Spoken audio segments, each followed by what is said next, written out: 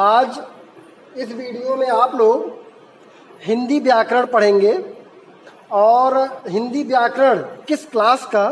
तो आप लोग ये जानते हैं, पिछले वीडियो हम आपको बता भी चुके हैं कि फोर्थ से लेकर के एर्थ तक जो हिंदी व्याकरण का पहला अध्याय था, भाषा और व्याकरण, सब में एक सेम, केवल अभ्यास और प्रश्न अलग थे।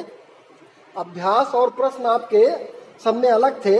बाकी सब्जेक्ट में यानी उस पहले अध्याय में जो मैटर था, जो बातें थी, सभी बातें एक ही थी सभी क्लासों के लिए। तो हमने पहले अध्याय को आपको समझाया, वीडियो के माध्यम से आपको उसको बता दिया, और फिर आपको हमने वर्क भी दिया था कि उसके जो एक्सरसाइज यानी अभ्यास और प्रश्न जितने भी हैं उसको आपको अपने आप करना है स्वयं। यानी पहले अध्याय के सभी प्रश्न को, चाहे वो फिल इन द ब्लैंक्स हो, मतलब रिक्त स्थान भरना, ट्रू फॉल्स हो, मतलब जो भी उसमें जितने भी एक्सरसाइज हैं और क्वेश्चन आंसर, सब आपको अपने आप करना था। आप लिखेंगे, बुक से खोजेंगे, पढ़ेंगे। जब नहीं आएगा, जो क्वेश्चन आपको नहीं आता है, आप पूछ भी सकते हैं, फ़ोन करके पूछ सकते हैं, या और किसी माध्यम से जिस तरह से आप हमसे पूछ सकते हो पूछ सकते हैं। तो ये बात थी अब तक पहले अध्याय की, जिसको कि मेरी तरफ से कंप्लीट हो चुका है, पूर्ण हो चुका है। बस आप लोगों को उसको कंप्लीट करना था। आज फिर देख लीजिए, आप लोग जब दूसरा अध्याय हम शुरू करने चले हैं, तो हमने फिर सभी किताबों को देखा, फोर्थ का भी, फिफ्थ, सिक्स्थ, सेवन्थ, एर्थ। तो सभी किताबों में जो दूसरा अध्याय है वो सेम है, और उसका नाम है वर्ड विचार। फोर्थ क्लास में भी, यानी कक्षा 4 में भी वही है, कक्षा 5 में भी यही है, कक्षा 6 में, 7 में, 8 में दूसरा अध्याय जो है यही है वर्ड विचार। इसलिए देखिए, बोर्ड पर हमने सारे class, fourth, fifth, sixth, seventh और एर्थ, सारे क्लासों को डाल दिया है। तो आप लोग इसको समझेंगे, सभी क्लास के स्टूडेंट, और उसके बाद जैसा वर्क दिया जाएगा अपने अपने वर्क को करेंगे। तो आते हैं वर्ड विचार पर। वर्ड विचार ये आपके अध्याय का नाम है। इसमें सबसे पहले आपको पढ़ना है वर्ड। ये वर्ड क्या होता है? वैसे तो वर्ड का जो दूसरा नाम है अक्षर। वर्ड का दूसरा नाम है अक्षर। ये अक्षर यानी वर्ड होता क्या है? तो आप जानते हैं, किसी भी भाषा को पढ़ने और सीखने के लिए उसके एक विशिष्ट प्रकार के लिपि यानी लिखी होती है, लिपिबद्ध होता है, उसे जो है हम वर्ड कहते हैं। और वास्तव में वर्ड एक प्रकार की ध्वनि है। जो हम बातचीत करते हैं किसी भी भाषा में, हिंदी में बातचीत करते हो, इंग्लिश में बातचीत करते हो, तो बातचीत करते समय जो हमारे मुंह से ध्वनियाँ निकलती हैं, जो आवाज़ निकलती है, जिसको हम पहचानते हैं, वह ध्वनि वर्णों की होती है।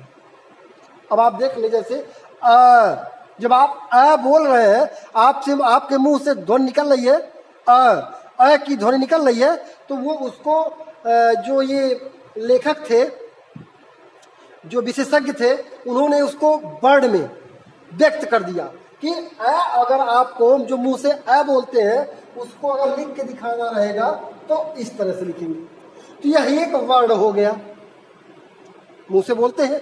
अब आप बोलते हैं तो ये भी आपके मुंह से ध्वनि निकल रही है। इस ध्वनि को उन्होंने एक दूसरा वर्ड दिया इस तरह से लिख करके।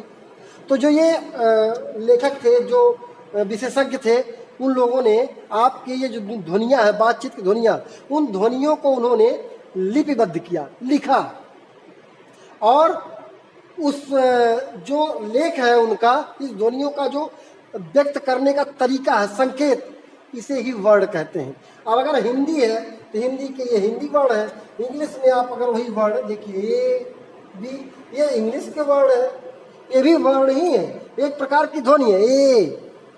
बी, ये ध्वनि, मुंह से निकलने वाली ध्वनि है, और उस ध्वनि को संकेत किया जाता है, दिखाया जाता है। दिखाने के जो तरीके हैं उसी को हम वर्ड कहते हैं। अब जैसे आपको बोलना हो, यहाँ देखिए, आप बोलते हैं गिलास, गिलास बोलने में कितनी ध्वनियों का उपयोग करते हैं आप? गी, यानी पहले आपके मुंह से निकल रहा है ग और फिर ई, यानी ग और फिर निकल रहा है ध्वनि। देखिए दो ध्वनि निकली। फिर ला, ला बोलने में कितनी ध्वनियां निकल रही है? दो ध्वनियां यहां भी निकल रही है, ल और आ। ठीक। स, स बोलने में भी दो ध्वनियां निकल रही है, स अ। तो यानी कहने का मेरा मतलब यह हुआ, ये गिलास शब्द जो है आप अगर देखें ध्यान से तो कितनी ध्वनियों से मिलकर बना है?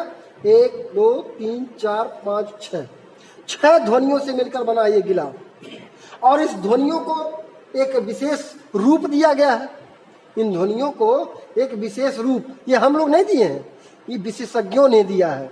और वही ध्वनियाँ जो रूप उनका दिया गया है, उन्हीं ध्वनियों को हम वर्ण के रूप में पढ़ते हुए चले आ रहे हैं। तो मेरे हिसाब से आपको बात समझ में आ गई होगी कि वर्ण क्या होता है।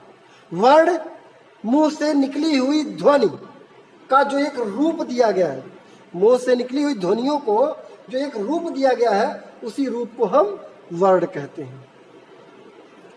अब ये ना सोचिए कि यही वर्ण है, हर भाषा के अलग अलग वर्ण होते हैं। इंग्लिश भाषा के लिए अलग वर्ण है, हिंदी भाषा के लिए अलग वर्ण है, उर्दू भाषा के लिए अलग वर्ण है। इस प्रकार से जितनी भाषाएं होती हैं, सभी भाषाओं के लिए अलग अलग वर्णों का प्रयोग हुआ है और सभी ध्वनियों को एक रूप दिया गया है उस भाषा के लिए। तो मेरे हिसाब से आपको ये समझ में आ गया होगा कि वर्ण किसे कहते हैं, ये वर्ण क्या होता है। अब आते हैं, याद रखिए इसकी परिभाषा भी है। भाषा की सबसे छोटी इकाई जिनके और खंड नहीं हो सकते, मतलब जिनके टुकड़े नहीं हो सकते हैं, वो आपका ध्वनि यानी वर्ण कहलाता है। अच्छा, अब वर्ण को एक समूह बनाया गया है, सारे वर्ण मिला करके एक समूह बनाया गया है। तो उस वर्णों के समूह को क्या कहते हैं वो देख लीजिए।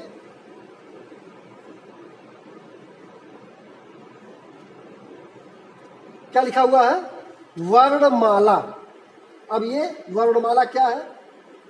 वर्णमाला देखिए, किसी भी भाषा के वर्णों के व्यवस्थित समूह को, मतलब जो ध्वनियां हैं उन ध्वनियों का ग्रुप बनाना, समूह बनाना है। लेकिन ऐसा समूह नहीं जैसे मन में आया लिख दीजिए, एक व्यवस्थित समूह जिसको हम अव्यवस्थित नहीं कर सकते। अगर अव्यवस्थित कर देंगे, इधर का उधर कर देंगे तो वो गलत हो जाएगा। एक व्यवस्थित समूह को ही वर्णमाला कहा जाता है। अब जैसे देख लीजिए, अब हम यहाँ पे हिंदी वर्णमाला के यानी वर्णों के जो ग्रुप बनाए गए हैं, समूह बनाए गए हैं, उसका व्यवस्थित क्रम दिखा रहे हैं। व्यवस्थित क्रम में पहले स्वर है,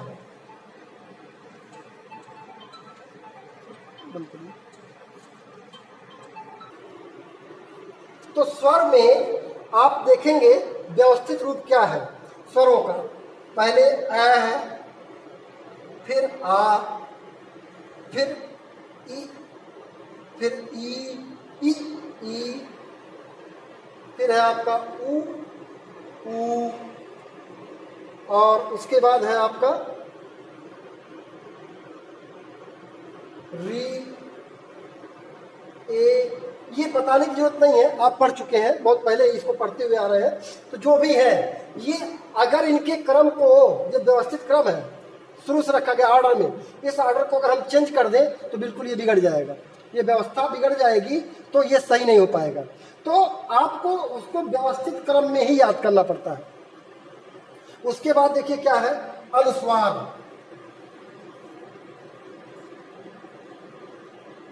अनुस्वार क्या होता है?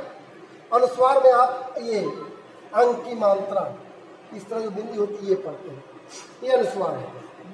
फिर उसके बाद विसर्ग है।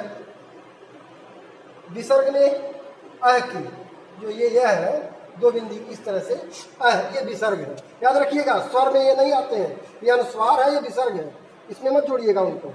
फिर अनुनासिक देखिए, अनुनासिक में क्या आता है? अनुनासिक में आपका ये चार बिंदी जो लगाते हैं आप, इसको हम अनुनासिक बोलते हैं। उसके बाद आपका शुरू होता है व्यंजन। व्यंजन में जो लाइनें आप पढ़ते हैं व्यवस्थित क्रम किया गया, वो भी पहले है क वर्ग। क वर्ग, इस वर्ग में 5 अक्षर आते हैं। कौन कौन से? क, ख, ग, घ, ङ। ये 5 अक्षर आते हैं जिनको क वर्ग में डाला गया है। फिर आपका है च वर्ग। च वर्ग में भी 5 अक्षर आएंगे, च, छ, ज, झ, य। इसी प्रकार आपका ट वर्ग है, इसमें भी ट वर्ग में। फिर उसके बाद त वर्ग है, उसमें कौन से अक्षर होते हैं? फिर प वर्ग है, प वर्ग। उसके बाद अंतस्व व्यंजन है, उष्म व्यंजन है, संयुक्त व्यंजन है और आगत वर्ण है। तो अब देख ले, ये इस वर्ग में व्यवस्था के अनुसार वर्णों को रखा गया है। अगर ये व्यवस्था बिगाड़ दी जाए, अगर आप बिगाड़ के याद करते हैं, बिगाड़ के लिखते हैं इस व्यवस्था को, तो समझ लीजिए आपको वर्णमाला का ज्ञान नहीं है, आपने वर्णमाला नहीं पढ़ा, बेकार कर दिया वर्णमाला को। तो जब तक वर्णमाला को उसके व्यवस्थित समूह के हिसाब से नहीं पढ़ेंगे, तब तक हम उस वर्णमाला को नहीं जान पाएंगे।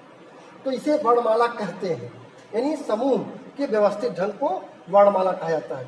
तो आप देख लें, अब आप बताएं, ट वर्ग में ट, ठ, ड, ढ, ढ़।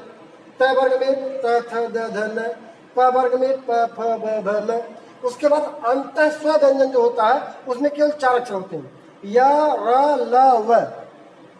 य, र, ल, व, ये 4 व्यंजन होते हैं।